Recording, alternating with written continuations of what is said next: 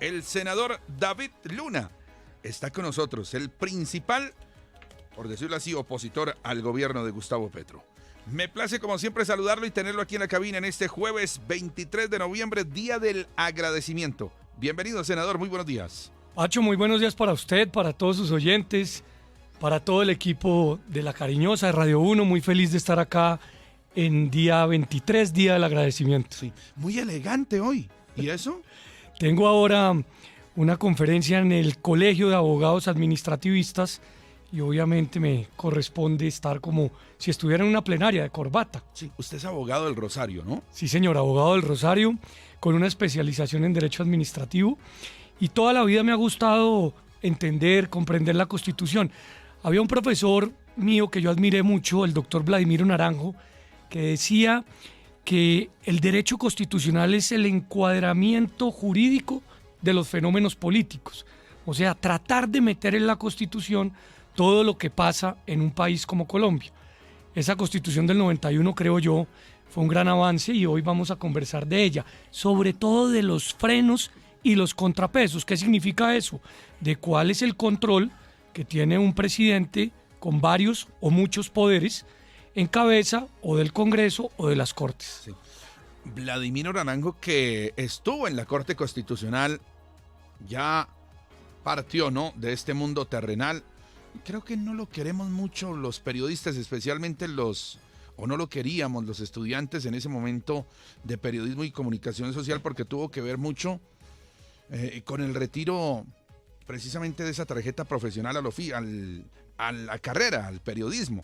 Desde allí, nosotros, entre comillas, no somos profesionales, sino que le jalamos a un oficio, el oficio del periodismo.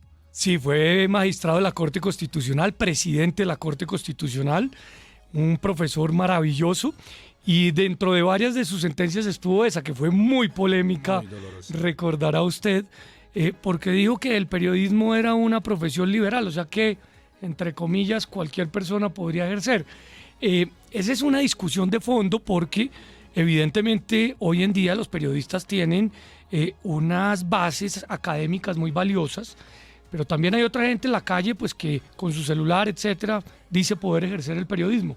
Eso es discutible. Es una discusión, sí. ¿Cómo no recordar al doctor Naranjo? Bueno, 6 de la mañana, 20 minutos. Dos temas por los que usted seguro nos está visitando, usted que está metido allá en la calentura del Congreso de la República. El primero, esa advertencia que no huele a bien por parte del Gobierno Nacional, especialmente de Guillermo Alfonso Jaramillo, el ministro de la Salud, a colegas suyos, a los verdes, con esto de la burocracia. Porque uno entiende, bueno, tonto sería el que no sepa, que cada gobierno reparte la mermelada como quiere. Y dependiendo del apoyo que haya recibido en época de campaña, pues tiene su pedazo de torta el que más apoyó. Para nadie es un secreto, senador, que los verdes en su momento se vendieron, se le entregaron al señor Petro para llegar a la presidencia, pero hoy recularon. Y recularon porque esto va mal. Esto va mal. Ese tipo de advertencias de decirle, bueno, ustedes que están comiendo del gobierno van a perder ahora los puestos. ¿Qué? Eso no se ve bien, o no suena tan bien, o no huele a bien. ¿Cómo entenderlo? Pues Pacho, arranquemos por partes. Lo primero es que lo que está en juego es la salud de los colombianos.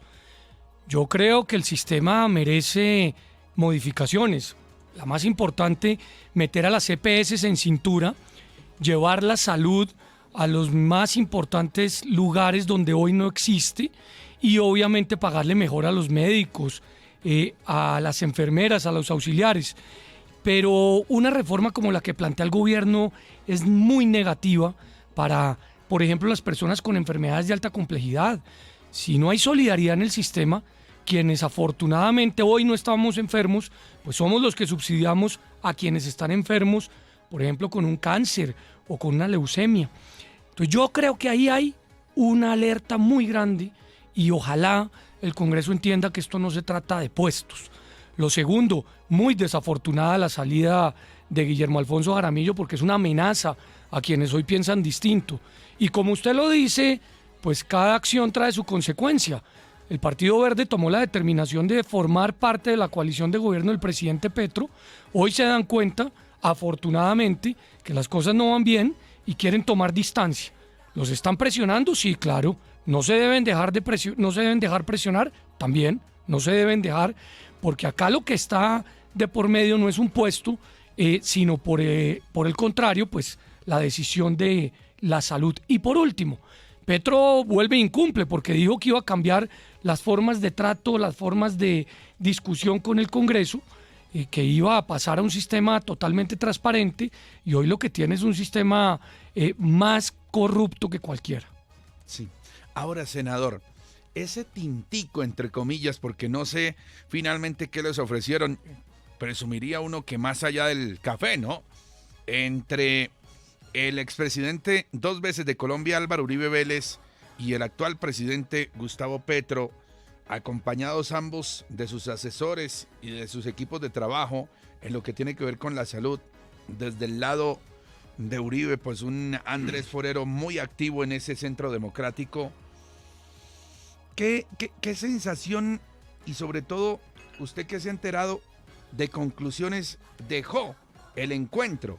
Hasta donde entiendo, no hubo acuerdos. Se mantienen los del Centro Democrático, que no es su partido, porque usted es de Cambio Radical, en que como está, esa reforma no se debe aprobar, que iría en contra de los usuarios, especialmente porque acabaría las EPS. Mire, Pacho, ese es un encuentro más, ese es un tinto más, y es producto de la estrategia del presidente Petro de, cuando se ve con el agua al cuello, ver de qué manera se muestra como un demócrata. Por eso se reunió con algunos empresarios, por eso se reunió con el Partido Centro Democrático, pero a él le gusta reunirse y no oír, no escuchar. Y claramente ahí lo que pasó fue una reunión para la galería, para decir: yo tengo la altura, la estatura de reunirme con quienes piensan distinto a mí. Pero a la hora de oír qué piensan esas personas, pues se tapa los oídos. Lo mismo me pasó a mí con la reforma tributaria. Le dije 100 veces a él y al ministro Campo que esta reforma nos iba a golpear el bolsillo. Y hoy nos está dando la razón el tiempo. La gasolina disparada, los alimentos disparados, impuestos a nuevos alimentos, y pues mire usted, no nos oyeron. Acá lo que pasó ayer fue eso, un tinto más. El presidente, con su vanidad, lo que quiere lograr es que la reforma a la salud salga adelante a costa de los colombianos, y pues seguramente quería bajarle un poco la espuma a esas críticas que se han venido señalando en estos momentos. Entonces yo sí espero que, ojalá, si queremos verdaderamente generar conversación, es importante que el presidente retire la reforma a la salud.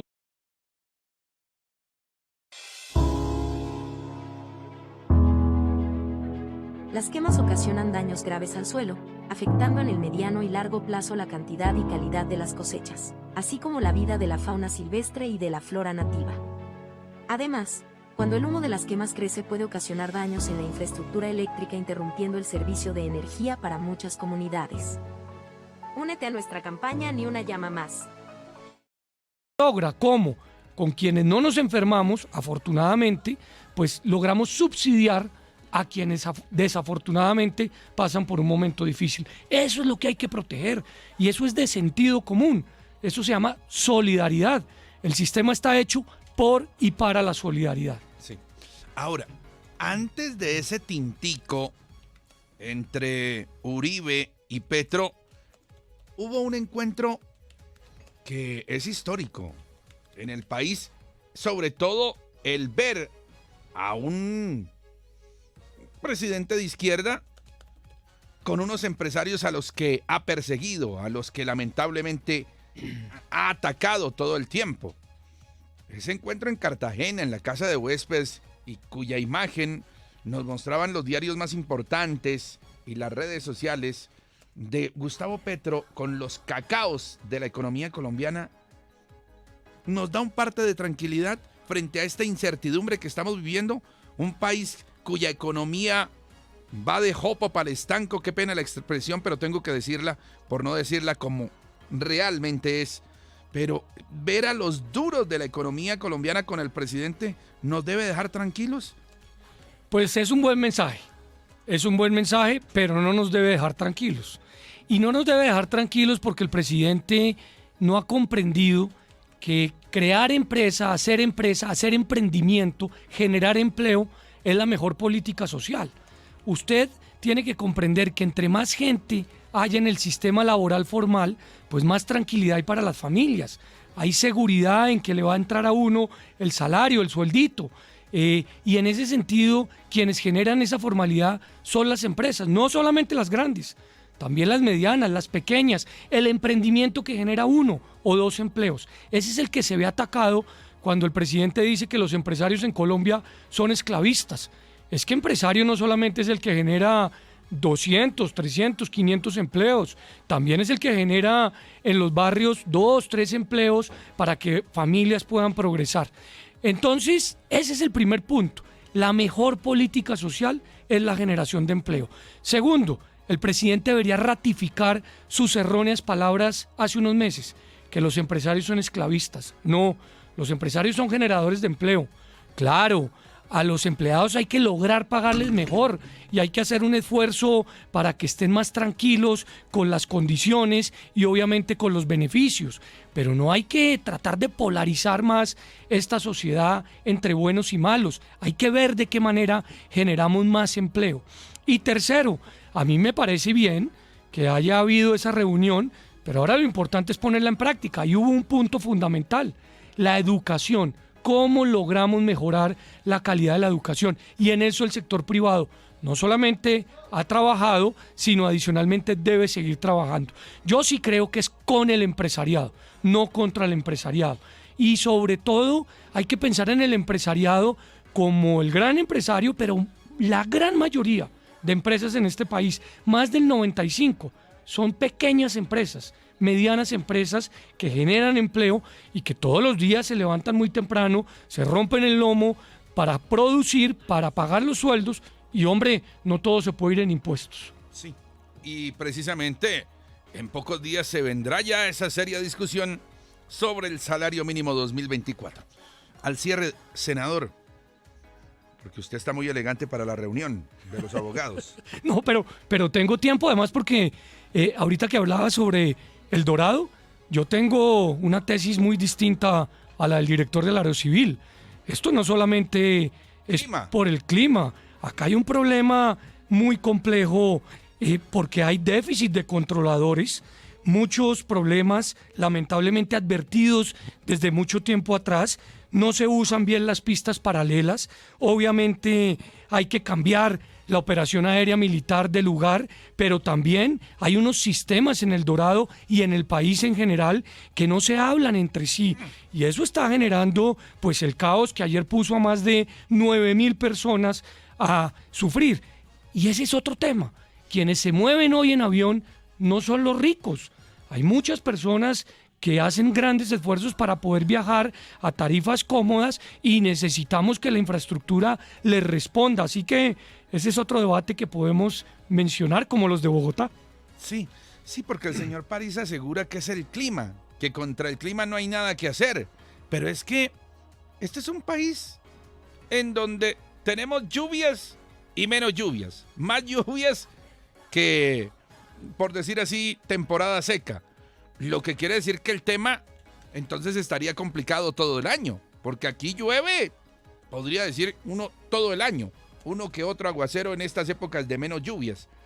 Pero si nos quedamos en que es el clima el del problema, pues entonces nuestra operación aérea es retrógrada.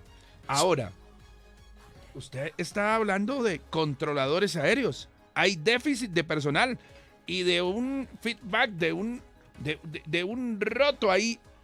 ¿Entre quiénes? Porque dice que no se hablan quiénes. Evidentemente hay déficit de personal, eso no es un tema de ahora, es de mucho tiempo atrás. A mí inclusive me tocó enfrentar alguna vez esa discusión y ahí exigían con justa razón los controladores que debe haber más formación de nuevos controladores. Muchos de ellos tienen turnos absurdos y esas personas tienen en sus manos, en sus cabezas, en sus oídos, en sus ojos, la responsabilidad de la seguridad de cientos de personas que están en el aire. Así que hay que hacer un esfuerzo grande para seguir formando, pero además hay tiempos de ocupación de pistas excesivos, hay estándares de separación de conectores muy complejos, hay obviamente operaciones en pistas paralelas ineficientes, se debe mejorar la separación de mínimos, en fin, yo tengo un estudio muy contundente que habla de cómo, si se aceptan recomendaciones para El Dorado y otros aeropuertos, se puede mejorar la operación. Acá tenemos que hablar de los temas que verdaderamente impactan al ciudadano. No todos, lamentablemente, pueden ser los del diario vivir, sino hay que hablar para progresar. Necesitamos un país de nuevas ideas, Pacho, y estamos en la tónica de plantearle, en este caso al Aerocivil, opciones. Sí. Oiga, como la opción ya que dio Petro de relevar a su comisionado de paz, Danilo Rueda, no funcionó, ¿no? Muy tibio. No se sintió su trabajo. Parecía más de allá que de acá. Yo estoy de acuerdo con su visión. Creo que no fue acertada la labor del comisionado de paz, entre otras razones porque parecía el jefe de debate de los grupos al margen de la ley. Pero mire usted, en las últimas 48 horas, Pacho, 4 masacres en Colombia y nadie dice nada. Quienes en su momento gritaban repetidamente que este era un país, ya. Exactamente, el paren ya, no volvieron a decir nada. Algeciras en el Huila, 4 personas asesinadas. Nos están matando, decían por ahí. Y ahora ya no dicen nada. Y nadie dice nada. Entonces, en Jamundí, en el Valle del Cauca, otras 4 personas. En Casanare, en Villanueva, 3 personas. En Ipiales, en Nariño, otras 3 personas. Hombre, todos tenemos que levantar la voz por la vida de los ciudadanos, porque claramente lo que está sucediendo en estos momentos, pues es muy, muy grave. Y yo sí creo que tiene mucho que ver con que teníamos un mal comisionado de paz, pero sobre todo con el ELN, el Clan del Golfo, el señor Mordiscos, que firman ceses al fuego y son quienes lo violan permanentemente. El presidente Petro debe desamarrarle las manos y los pies a nuestra fuerza pública, a nuestra policía, porque ellos tienen que defender a la sociedad civil y se sienten, además de desmoralizados, se sienten amarrados. Cada vez que van a salir a una operación, tienen que llamar al Ministerio de Defensa a pedir permiso. Y mientras que llaman del Cauca a Bogotá y el ministro aparece, que poco aparece, pues ya la delincuencia ha actuado y no se protege a la sociedad. Increíble. ¿Marcador para hoy?